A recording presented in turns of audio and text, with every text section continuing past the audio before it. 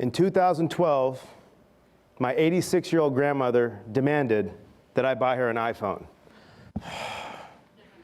I said, Grandma, why do you want an iPhone? I'm downstairs, you're upstairs, just yell at me whenever you need something.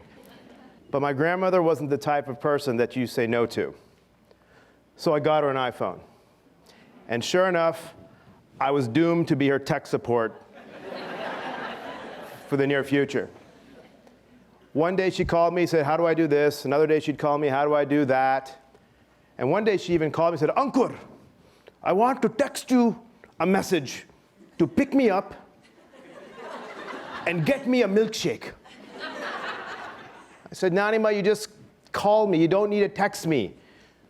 But my grandmother's not the type of woman that you say no to. So I taught her how to text me, and she got a milkshake. But as time went on, her questions became different. She became more comfortable with the technology. She started asking, how do I do this? How do I download an app? How do I play a game? How do I send you an email? How do I surf the web and get more knowledge and information? And I realized that she started feeling included and relevant and very proud. So proud that when my friends would come over, she would look at them and say, you have an iPhone 3. I have an iPhone 4. When she passed, I couldn't help but feel a small sense of pride that even in her 80s, she was always curious, always ready to learn, and never took no for an answer. A lot of people ask, how did I wind up in Kentucky? Well, to understand that, you have to know my background and my family. My father was a young man in New Delhi, India, who one day dreamed of coming to America. He studied hard, worked hard. My grandfather taught him math on the weekends. Mr. Rajeshwar Nath gave him 30 rupees when he couldn't afford his school tuition, which he paid back. And he eventually got to come to America, went to the University of Missouri-Rolla, and got a job as a petroleum engineer in Owensboro, Kentucky. Soon after he got settled, he went back to India and married my mom, who was a physician, and she came to Owensboro, Kentucky. Now, as you can imagine, life for a young immigrant couple in the Midwest wasn't always easy. There were people that didn't want to see them succeed. My father was a foreign-born engineer trying to climb the corporate ladder. My mother, a female physician, trying to get acceptance into the medical community and also get privileges at the hospital so she could practice and start her work. But fortunately, there were tremendous amounts of good people that invited in their homes, gave them the guidance, opened up opportunities for them, and they were able to fulfill their American dream. One story that stands out is my mom, as a physician in Owensboro, Kentucky, helped thousands of patients, most of the patients that wouldn't have been seen by other doctors in the area. She also was very proud of her free clinic that she helped stand up, where she helped thousands more. When I was 16 years old, I was in Walmart checking out, and the cashier says, "Are you Dr. Gopal's son?" "Yes, that's my mom." They said, "Your mom is amazing. We love your mom. She took our family in and took care of us when no one else would. On top of that, she spent time with me. She got me off of drugs. She got me back into school. She got me into a steady job. And she inspired me to pass those lessons on to my family and my children, who are all thriving now. We love your mom so much that we named our daughter after her." Wow. I left that Walmart that day with two thoughts. One, I had a newfound respect for my mom and the work she did. And two, there's some poor girl running around Owensboro, Kentucky named Namita Jackson. So ladies and gentlemen, my grandmother taught me the importance of relevance. My father taught me to dream big and persevere. And my mother taught me empathy, lessons that I take with me every single day in everything I do. I grew up like a typical Indian kid in the Midwest. I was good at tennis, very, very good at spelling.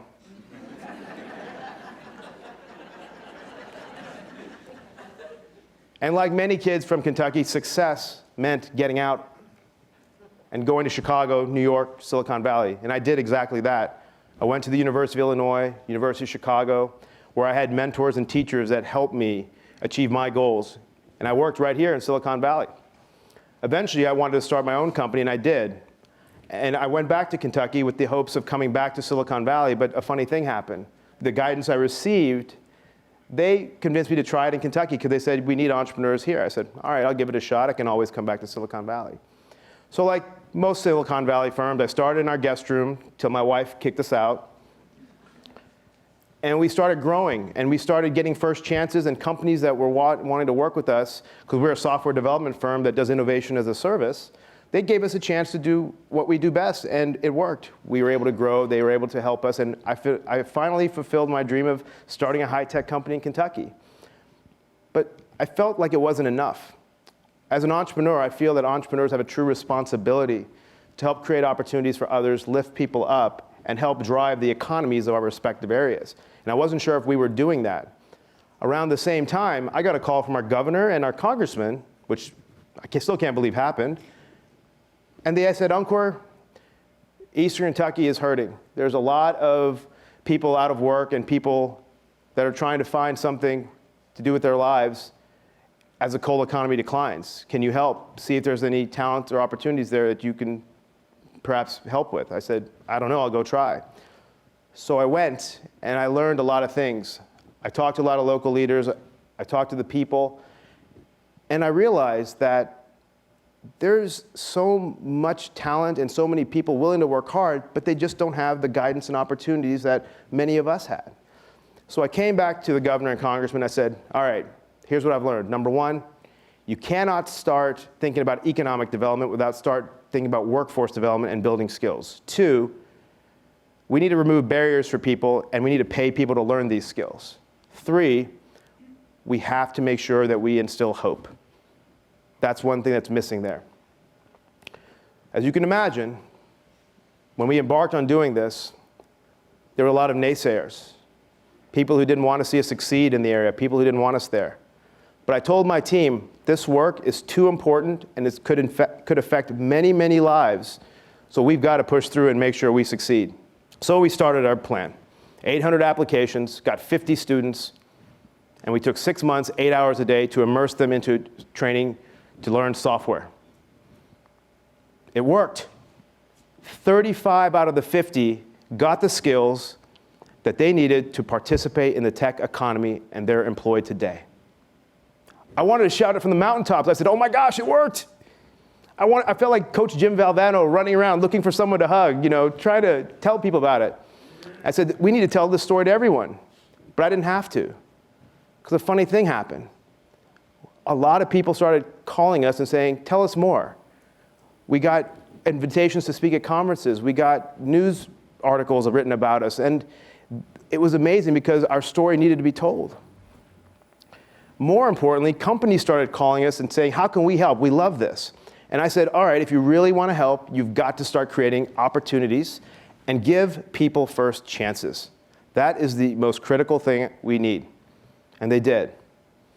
And if you want to know what a first chance looks like, here they are. Crystal was a single mother of 2 and unemployed before our program. Now, she's a member of our development team, and not only that, she's teaching Java to our new cohort, helping them the same way she was helped. On the weekend, she teaches coding to her son and daughter so they can get a leg up, which she couldn't have done before. Alex, people said he was too old to learn a new skill. At 43, he told me I couldn't get a job bagging groceries, and now on LinkedIn, I get recruiters email me 3 times a month, seeing if I'm ready for another job. Baraka fled his home country in Africa as a refugee and came to America, where he joined our program. And he's inspired to not only help others learn the skills when they come to America that we taught him, but also wants to be an entrepreneur and create opportunities for others. Nick got a job offer from our company, and 1 week before he joined, his father passed away. And he thought he'd have to leave his job because he had to take care of his family during this tragic time. But our team worked with him, allowed him to work remotely. That's what technology allows you to do. Stay with his family, get them back on their feet during this tough time, and he was now flourishing at our company. Matthew finished our program. When he got his first job offer, his wife and him on Facebook posted, "This is the proudest day in the Watson family. We don't need to be on food stamps anymore." People aren't looking for handouts. They're looking for hope. So our new dream. We were excited. We want to take this around. We want to spread this idea near and far. And it helped us find our own purpose and mission in our own company. We created a new line of business called Interapt Skills that helps support our Interapt Services line of business. And we saw the mission evolve to where not only can we help transform our clients, but we can transform other human beings at the same time. That's the type of conscious capitalism that we are focused on delivering. And we have ambitious goals. I think we can do this everywhere in the country. I think there's opportunity and potential to be ignited every single place, and I think it's needed everywhere. And how are we going to do this audacious goal? We've shown we can do this in rural areas. We've shown we can do it in urban areas. And I'm very proud to also share with you today that we're also going to do it for our transitioning soldiers and their spouses to help them get acclimated and assimilate back into civilian life with a pathway, a skill, and a career. Not only that, we have partners around the country who have called us and said, we need that too. How can you help us? I said, we'd love to help you. City of Refuge in Atlanta, Coachella Valley, Glasgow, Kentucky, Detroit, state of Wyoming, all places that we know we can do the same sort of work with the right partnership. And that partnership is critical. One common goal, but 5 forces that need to come together to make this happen. That's how we make it real change, and that's how we make impact in people's lives. And funny enough, when I look around this room today, all 5 forces are right here. We all together can do this if we work together with one common goal. There's a common thread in all my stories that I've shared with you today. Someone put an opportunity in front of someone seized it and crushed it. Someone then stood on the shoulders of giants and paid it forward. So ladies and gentlemen, when you truly give opportunity as a service, you're not teaching someone how to use an iPhone. You're not helping a young couple assimilate. You're not helping a young entrepreneur fulfill his dream of starting a company. And you're not teaching people how to code.